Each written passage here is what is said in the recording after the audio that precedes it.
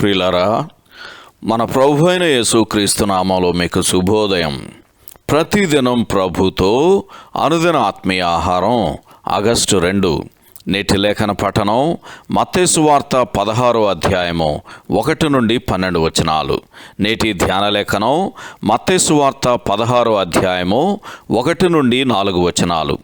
అప్పుడు పరిసయ్యులను సద్దూకయ్యులను వచ్చి ఆయనను శోధించుటకు ఆకాశము నుండి ఒక సూచక్రియను తమకు చూపుమని ఆయనను అడుగగా ఆయన ఇట్లనెను, అయితే యోనాను గూర్చిన సూచక క్రియే గాని మరి ఏ సూచక క్రియ అయినా వారికి అనుగ్రహింపబడదని వారితో చెప్పి వారిని విడిచి వెళ్ళిపోయాను. వ్యాఖ్యానాంశం యోనాను గూర్చిన సూచక క్రియ. వ్యాఖ్యానాంశం యోనాను గూర్చిన సూచక క్రియ.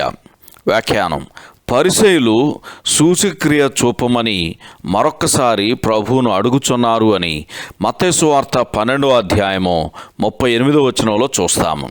ప్రభువు యోనాను గూర్చిన సూచక్రియను వారికి జ్ఞాపకం చేసి దాని ద్వారా ఆయన పొందనయ్యున్న మరణమును గూర్చి వారికి తెలియజేశాడు.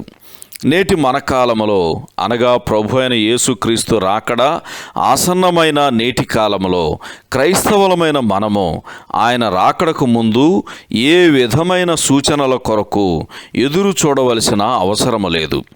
వారి విశ్వాసము ఆయన చేసిన వాగ్దానం మీద ఆధారపడినదే తప్ప కంటికి కనబడే రుజువుల మీద ఆధారపడినది కాదు.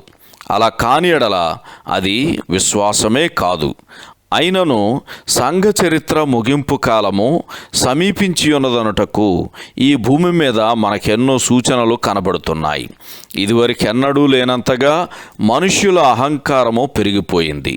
తిమోతికి రాసిన 2వ పత్రిక 3వ అధ్యాయము మొదటి 5 వచనాలలో ముందుగానే చెప్పబడిన లక్షణాలు క్రైస్తవ దేశాలు కనపరుచుచున్నవి. అయితే కొన్ని సూచనలు ప్రత్యక్షంగా మన ముందున్నాయి.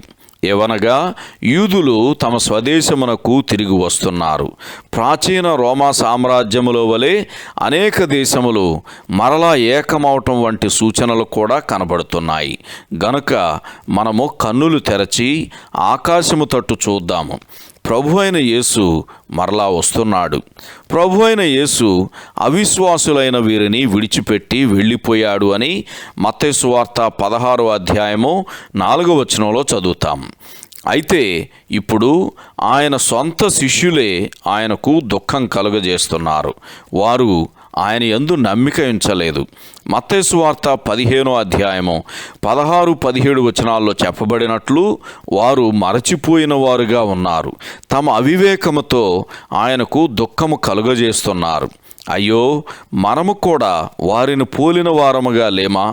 అలాగైతే దేవుడు పేతురు ద్వారా సెలవిచ్చినట్లు ఆయన మిమ్మల్ని గూర్చి చింతించుచున్నాడు గనక మీ చింత యావత్తు ఆయన మీద వేయుడి అని పేతురు రాసిన మొదటి పత్రిక 5వ అధ్యాయము 7వ వచనంలోని హెచ్చరిక యందు లక్ష్యముంచుదాం. సహోదరుడు జాన్ కోక్లన్. శుభములతో వందనాలు.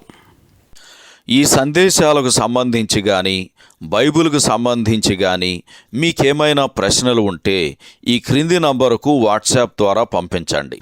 మీ ఆత్మీయ క్షేమాభివృద్ధి కోసం అనుభవజ్ఞుల ద్వారా జవాబులు అందించబడతాయి.